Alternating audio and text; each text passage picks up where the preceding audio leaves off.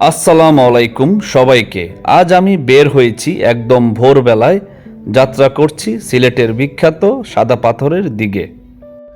এই রাস্তাগুলো আসলে শুধু রাস্তা না, প্রতিটি মোড়েই যেন প্রকৃতি নতুন করে হাসছে। পাহাড়, গাছ আর ভোরের আলো সব মিলিয়ে চোখ জুড়িয়ে যায়।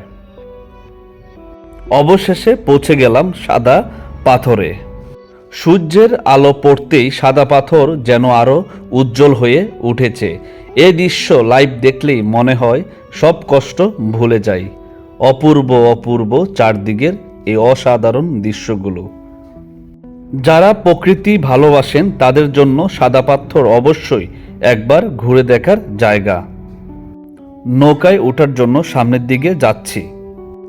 এক কাপ গরম রং চা না খেলে ভ্রমণটা যেন অসম্পূর্ণ থেকে যায়।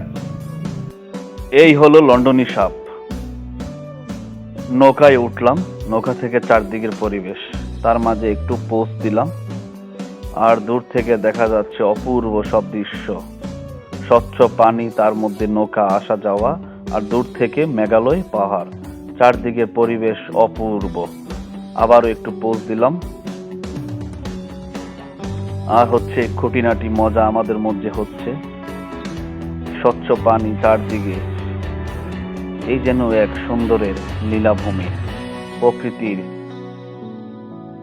এই পরিবেশে এসে সময়টা যেন একটু থেমে যায়। পানিটা এতই পরিষ্কার, মনে হয় প্রকৃতি নিজেই নিজেকে ধুয়ে ফেলেছে।